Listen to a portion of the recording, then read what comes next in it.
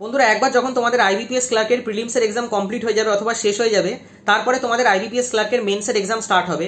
এবং মেন্সের এক্সামে আমাদের মেনলি 4টে সাবজেক্ট থাকে, রিজনিং থাকবে, ম্যাথস থাকবে, ইংলিশ থাকবে এবং জিকের মধ্যে কারেন্ট অ্যাফেয়ার্স থাকবে।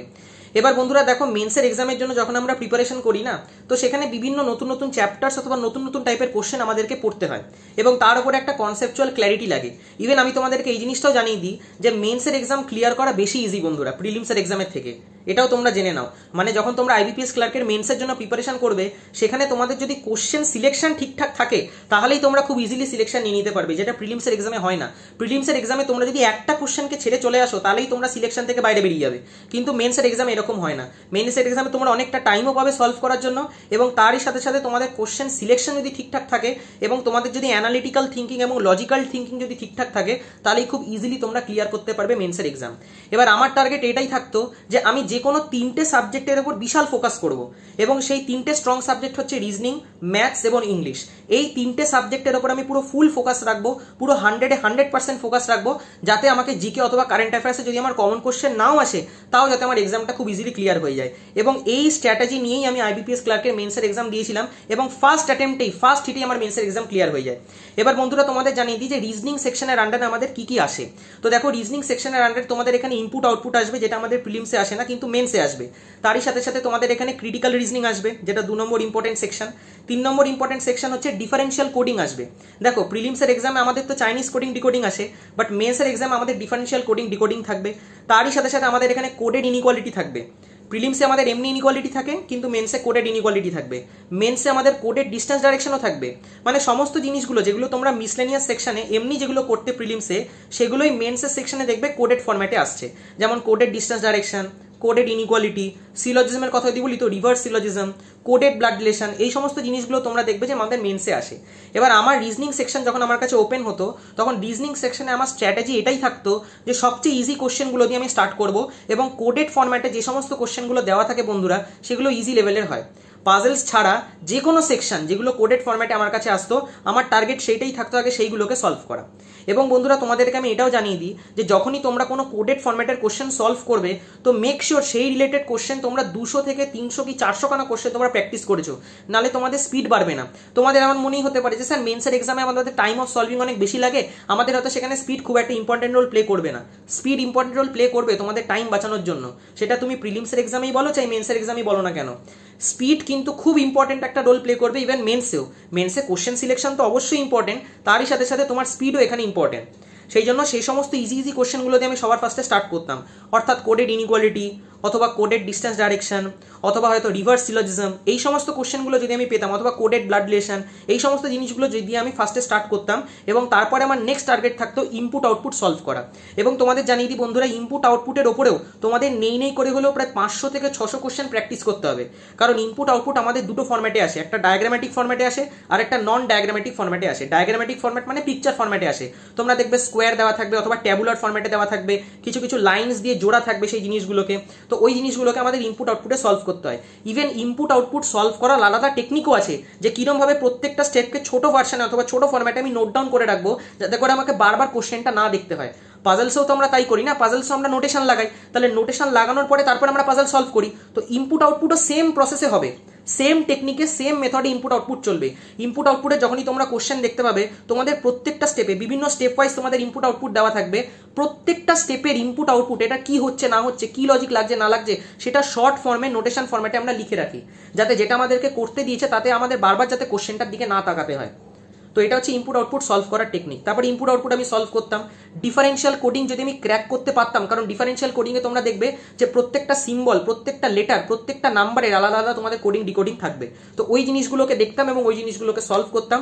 তারই সাথে সাথে তারপরে ক্রিটিক্যাল রিজনিং সলভ করতাম। ক্রিটিক্যাল রিজনিং খুব ইম্পর্টেন্ট একটা রোল প্লে করবে মেন্সের এক্সামে, তোমরা জেনে রাখো এই জিনিসটা। ক্রিটিক্যাল রিজনিংকে তোমরা যদি ইগনোর করো, তাহলে তোমরা ওখানে ফালতু 8 থেকে 9 নম্বর ছেড়ে আসছো। কারণ ক্রিটিক্যাল রিজনিং এর উপর তোমাদের মোটামুটি 8 থেকে 9 খানা কোশ্চেন তো তোমাদের থাকবেই থাকবে। মানছি একটা কি দুটো তোমাদের ট্রিকি কোশ্চেনও থাকবে, এবং সেই ট্রিকি কোশ্চেনগুলো তোমরা ছেড়েও আসতে পারো, তাতেও কোনো ক্ষতি নেই। ক্রিটিক্যাল রিজনিং তো ম্যাক্সিমাম স্টুডেন্ট সলভই করবে না, তার মধ্যে যারা যারা সলভ করবে, তোমাদের কথা বলছি, যারা যারা তোমরা সলভ করতে চলেছো, তোমরা যদি কোনো ট্রিকি কোশ্চেন পাও, কারণ ট্রিকি কোশ্চেন আসবে যেখানে মনে হবে এই আনসারটাও হতে পারে ওই আনসারটাও হতে পারে, যদি এরকম কোনো কিছু মনে হয়, যদি দুটোর বেশি অপশানে যদি ডাউট হয়, তাহলে সেই কোশ্চেনটা তোমরা ছেড়ে দাও। বাট যদি দুটো আনসারের মধ্যে যদি ডাউট থাকে যে এটাও হতে পারে ওটাও হতে পারে, তাহলে মার্কিং করে দিয়েছো। এটা অন্তত আমার সাজেশন। যদি 50%-এর মধ্যে কোনো কনফিউশন থাকে, তাহলে ডেফিনেটলি তোমরা মার্ক করেছো, সেখানে হাই প্রবাবিলিটি অফ চান্সেস যে তোমাদের আনসারটা ঠিক হতে পারে। তো সেজন্য এরমভাবে তোমরা ক্রিটিক্যাল রিজনিং এর কোশ্চেন সলভ করবে। সলভ করার পর তারপরে আমি মুভ করতাম পাজেলসে। এবার বন্ধুরা মেন্সের পাজেলসে না সবসময় আমাদের মিক্সচার বেস্ট পাজেল দেয়, বিভিন্ন টাইপের মিক্সচার বেস্ট পাজেল দেবে। তো যে মিক্সচার বেস্ট পাজেল, সাপোজ ধরো তোমাকে সিটিং অ্যারেঞ্জমেন্টের সাথে সাথেই তোমাকে ফ্লোর বেস্ট পাজেল দিয়ে দিল, অথবা সার্কুলার অ্যারেঞ্জমেন্টের সাথে সাথেই তোমাকে ব্লাড রিলেশনের পাজেল দিয়ে দিল। তো এই সমস্ত জিনিসগুলো হচ্ছে মিক্সচার বেস্ট পাজেল। প্রিলিমসে তো এরকম থাকে না, বাট মেন্সে এই জিনিসটা থাকবে। ইভেন মেন্সে তোমাদের কনসেন্ট্রিক অ্যারেঞ্জমেন্টের উপরেও কিন্তু কোশ্চেন আসবে, এটাও তোমরা জেনে রাখো। তোমরা যখন এই সিটিং অ্যারেঞ্জমেন্টের কোশ্চেন প্র্যাকটিস করছো, সিটিং অ্যারেঞ্জমেন্টে তো তোমরা একটা সিটিং অ্যারেঞ্জমেন্ট প্র্যাকটিস করো, যেমন একটা সার্কেলের মধ্যে 8 জন বসে আছে, অথবা একটা স্কোয়ারের মধ্যে 10 জন বসে আছে, যাই হোক না কেন একটা আমাদের ফিগার থাকে। বাট মেন্সে আমাদের দুটো ফিগার থাকবে, কনসেন্ট্রিক অ্যারেঞ্জমেন্ট থাকবে, মানে যাদের সেম সেন্টার পয়েন্ট, দুটো সার্কেল দিয়ে দিল, অথবা সার্কেলের মধ্যে একটা স্কোয়ার দিয়ে দিল, সার্কেলের বাইরে দিয়ে একটা রেক্ট্যাঙ্গেল দিয়ে দিল, সার্কেলের ভেতরে একটা ট্রায়াঙ্গেল দিয়ে দিল, একটা বাইরে দিয়ে ট্রায়াঙ্গেল দিয়ে দিল, মানে দুটো দুটো করে স্ট্রাকচার থাকবে। কোনো পেন্টাগোনাল স্ট্রাকচারও দিতে পারে, যা ইচ্ছা তাদের তারা সেরকমভাবে কোশ্চেন সেট করতে পারে, যেগুলো ন্যাচারালি দেখতে তো খুব কঠিন লাগে, কিন্তু সলভ কিন্তু অতটা কঠিন হয় না, ইজি হয় সলভ করা। তোমরা যদি বুঝে যাতে কোশ্চেন কি বলছে, তাহলে খুব ইজিলি সেখানে সলভ করতে পারবে। বাট তার আগে তোমাদের প্র্যাকটিস করতে হবে এগুলো প্রচুর পরিমাণে। এমন না যে স্যার আমরা প্র্যাকটিস না করে চলে যাবো এবং আমরা সবকিছু সলভ করে দেবো, এরকম না। প্র্যাকটিস করতে হবে তোমাদের সেই রিলেটেড কোশ্চেন, প্রচুর পরিমাণে প্র্যাকটিস করতে হবে। যদি না পারো তাহলে দেখো সলিউশন, দেখো কি দিয়েছে না দিয়েছে। তোমরা দেখবে প্রত্যেকটা মক টেস্টের এগেইনস্টে তোমাদের সলিউশন দেওয়া থাকে, তো সেই সলিউশনগুলোকে ভালো করে রিড করো, ভালো করে স্টাডি করো এবং তারপরে কোশ্চেনগুলোকে সলভ করো। এই জিনিসগুলো তোমরা ফলো করতে পারো। এই জিনিসগুলো আমি রিজনিং এর জন্য ফলো করেছিলাম এবং এইভাবে আমি রিজনিং এর পেপার অ্যাটেম্প্ট করতাম। এবং এইটাও জেনে রাখো বন্ধুরা, রিজনিং এর পেপারে মেন্সে না ম্যাক্সিমাম স্টুডেন্টরা 20 to 25%ই করতে পারবে, কিন্তু আইবিপিএস ক্লার্কের মেন্সে না তুমি রিজনিং এর পেপার মোর দ্যান 65% অ্যাটেম্প্ট করতে পারবে, জেনে রাখো। তার মানে তুমি বুঝতে পারছো কত একটা তুমি এখানে অ্যাডভান্টেজ নিয়ে নিচ্ছ। মানে তুমি যদি জিকেতে তুমি যদি কমও অ্যাটেম্প্ট করো, তাও তোমার এই সেকশন দিয়ে তুমি ইজিলি কাট অফ ক্লিয়ার করে দিতে পারবে। তো এই জিনিসটা কিন্তু খুব ইম্পর্টেন্ট, যে জিনিসটা দেখবে প্রিলিমসের এক্সামে হয় না। প্রিলিমসের এক্সামে তো ইজি ইজি কোশ্চেন থাকে, সবাই অ্যাটেম্প্ট করতে পারে, কিন্তু মেন্সের এক্সামে এরকম হয় না। মেন্সের এক্সামে অনেক স্টুডেন্টরা কোশ্চেন সিলেক্ট ভুল করে এবং অনেক স্টুডেন্টরা ভালো করে অ্যাটেম্প্ট করতে পারে না, তাদের কনসেপচুয়াল ক্ল্যারিটি ঠিকঠাক থাকে না বলে তারা মেন্সের পেপারে যে কোনো সেকশনে 20 থেকে 22% সলভ করতে পারে, কিন্তু যে কোনো ক্লেরিক্যাল মেন্সে তোমরা মোর দ্যান 65 কি অন্তত 70% সলভ করতে পারবে। এটা আমি তোমাদের বলে দিলাম, ইট ইজ ডেফিনেটলি পসিবল। এটা পসিবল সলভ করা, এমন না যে সলভ করা পসিবল না, একেবারে সলভ করা পসিবল। এবং এইখানে তোমরা যদি একটা 50%-এর মোটামুটি অ্যাডভান্টেজ নিয়ে নাও, তারপরে তোমাদের জিকে সেকশন তোমরা যাই দাও না কেন তোমাদের কাট অফ ক্লিয়ার হয়ে যাবে। মানে এরম না যে তোমরা সেকশনাল কাট অফও ক্লিয়ার করতে পারছো না, বাট তোমাদের যদি জিকে সেকশন খারাপও থাকে, তাও তোমরা খুব ইজিলি ওভারঅল কাট অফ তোমরা ক্লিয়ার করে দিতে পারবে। জিকেতে যদি কম অ্যাটেম্প্টও হয়, তাও তোমরা ফাইনাল সিলেকশনে চান্স পেয়ে যাবে। এবার বন্ধুরা নেক্সট আসে আমি ম্যাথসের সেকশনে। তো ম্যাথসের সেকশনও সেম জিনিস। ম্যাথসের সেকশনে বিশাল নতুন কিছু আমাদের এখানে আসে না, কিন্তু কোশ্চেনের টাইপটা নতুন ফরম্যাটে আসে। যেমন আমরা তখন প্রিলিমসের এক্সামের জন্য প্রিপারেশন করি, সেখানে আমরা ডিরেক্ট এরিথমেটিকের কোশ্চেন পাই। বাট তোমরা দেখবে মেন্সে তোমরা এই এরিথমেটিকের কোশ্চেনগুলোই ডেটা সাফিসিয়েন্সি ফরম্যাটে পাবে। মানে বিভিন্ন তোমাদেরকে স্টেটমেন্ট দেওয়া থাকবে এবং তোমাদের বলা থাকবে যে কোন স্টেটমেন্টটা এই কোশ্চেনটা সলভ করার জন্য সাফিসিয়েন্ট, অথবা কোন স্টেটমেন্টটা এই কোশ্চেনটা সলভ করার জন্য রিডান্ডেন্ট, মানে দরকার পড়ে না। বেসিক্যালি এই সমস্ত স্টেটমেন্টের আমাদের দরকার পড়ে না। ইভেন তোমরা দেখবে এখানে কোয়ান্টিটি 1 কোয়ান্টিটি 2 বেস করে কোশ্চেন আসবে। ইভেন এরিথমেটিকের ফিল ইন দ্য ব্ল্যাঙ্কস কোশ্চেনও আসবে, এটাও তোমাদের জানিয়ে দিই। তোমরা দেখবে যখনই তোমরা এরিথমেটিকের কোশ্চেন সলভ করছো, সেখানে দেখবে কোয়ান্টিটি 1 কোয়ান্টিটি 2 বেসড কোশ্চেন থাকবে, ফিল ইন দ্য ব্ল্যাঙ্কস এর কোশ্চেন থাকবে, কিছু কিছু ডাইরেক্ট এরিথমেটিকের কোশ্চেনও পাবে, তারই সাথে সাথে তোমরা ডিআই পাবে, নাম্বার সিরিজও পাবে তোমরা এখানে। এটাও তোমাদের বলে দিই, কিছু কিছু পরীক্ষার ক্ষেত্রে, বিশেষ করে আইবিপিএস ক্লার্কের মেন্সের এক্সামের কথা যদি বলি, তো এইখানে তোমরা ম্যাথসের সেকশনের আন্ডারে কিন্তু নাম্বার সিরিজও দেখতে পাবে, কোয়াড্রেটিক ইকুয়েশনও তোমরা দেখতে পারো, কোয়াড্রেটিক ইকুয়েশনও দিতে পারে। যদিও দেওয়ার চান্স আইবিপিএস ক্লার্কের পরীক্ষায় খুব কম, ওটা আরআরবি ক্লার্কে বেশি আসে, আরআরবি পিওতেও আসে, বাট আইবিপিএস ক্লার্কে কোয়াড্রেটিক ইকুয়েশন আসার চান্স কম। বাট তাও স্টিল তোমরা দেখতে পারো, সেই জিনিসটাকে কিন্তু তোমরা প্র্যাকটিসের মধ্যে রেখো, প্র্যাকটিস করে যাও, কিন্তু এমন না যে প্র্যাকটিস করে যাচ্ছ না, প্র্যাকটিস করে যাও কিন্তু অবশ্যই। তো এই সমস্ত কোশ্চেনগুলো দেখতে পাবে এবং নতুন নতুন লেভেলের ডিআই খুব একটা দেখতে পাবে না। আগের লেভেলের ডিআই দেখবে শুধু ওরা ভ্যারিয়েবল বাড়িয়ে দেবে। যেমন সাপোজ যদি আমি তোমাকে বলি, ধরো কেসলেট ডিআই তুমি সলভ করছো প্রিলিমসে, তো প্রিলিমসের কেসলেট ডিআইতে মেনলি কি হয়, 2জন পার্সন দেওয়া থাকে এবং দুটো ভ্যারাইটি কি 3টে ভ্যারাইটি দেওয়া থাকবে। দেখবে মেন্সের এক্সামে তোমাদের 3জন পার্সন অথবা 4জন পার্সন দেওয়া থাকবে এবং তারই সাথে সাথে তোমাদের 3টে কি 4টে ভ্যারাইটি দেওয়া থাকবে, শুধু কোশ্চেনটা একটু বাড়ানোর জন্য। তো ভ্যারিয়েবল যদি ওরা বাড়িয়ে দেয়, ন্যাচারালি কোশ্চেনের লেন্থটা বেড়ে যাবে এবং ওইটা মেন্সের কোশ্চেনের আন্ডারে পড়ে আসে। মানে মেনলি জিনিস সব কনসেপ্ট সবই সেম, শুধু টাইম অফ সলভিংটা একটু বেড়ে যায় তোমাদের। সেই জন্য সবসময় ধরে ধরে সলভ করবে, এবং মেন্সের কোশ্চেন যখনই তোমরা সলভ করছো, মেন্সের ডিআই যখনই সলভ করছো, তখন কনসেপচুয়াল ক্ল্যারিটি যেন তোমাদের থাকে। এমন না যে আমরা শুধু ছোট ছোট কোশ্চেন অথবা ছোট ছোট ডিআই সলভ করতে পারি প্রিলিমসের এক্সামে, যেগুলো বেসিক্যালি আসে, কিন্তু মেন্সের এক্সামে তোমরা দেখতে পাবে অ্যাকচুয়াল ডিআই এর লেভেল কিরকম আসে না আসে। তো সেই হিসেবে তোমরা কিন্তু প্রিপারেশন করো, ধীরে ধীরে পেশেন্টলি সলভ করবে, দেখবে প্রত্যেকটা ডিআই মিলে যাচ্ছে। কিছু কিছু নতুন লেভেলের ডিআইও পাবে, যেখানে দেখবে নতুন নতুন কিছু টার্মিনোলজি দেখতে পাচ্ছ ডিআই এর মধ্যে, এবং সেই টার্মিনোলজির ফর্মুলা কি সেইটাও তারা লিখে দেবে। সাপোজ ধরো একটা কোনো ক্রিকেট ম্যাচের কথা হলো, তো ক্রিকেট ম্যাচে আমাদের রান রেট থাকে, এবার অনেকেই জানে না যে রান রেট মানে কি, তো দেখবে ওরা রান রেটের নিচে ফর্মুলা লিখে দেবে তোমাকে, মানে যারা কোশ্চেন বানাচ্ছে তোমার, দেখবে নিচে তারা রান রেটের একটা ফর্মুলা লিখে দেবে যে এই ফর্মুলায় ফেলো, তবে তুমি রান রেটটা ইজিলি বার করতে পারবে। তো এমন না যে নতুন কোনো টার্ম আমাদের চলে আসলো বলে সেটার ফর্মুলা তো স্যার আমরা জানি না, তাহলে আমরা বার করবো কিভাবে? যদি কোনো নতুন টার্ম চলেও আসে, সেটা ওরা এক্সপ্লেন করে দেবে কোশ্চেনে, যে এই টার্মটার মানে কি, এই টার্মটার ফর্মুলা কি, এবং সেই হিসেবে তোমাদেরকে অ্যাটেম্প্ট করতে হবে। তো নতুন নতুন লেভেলের কিছু তোমরা ডিআই পাবে, নতুন নতুন ফর্মুলা বেসড কিছু ডিআই পাবে, ওই ডিআই গুলোকে আমাদের সলভ করতে হয়। তো এই আসে মেনলি আমাদের ম্যাথসে, এর বাইরে কিছু তো আসে না, এবং ম্যাথসের সেকশনে আমাদের নতুন করে কিছু পড়ারও দরকার পড়ে না।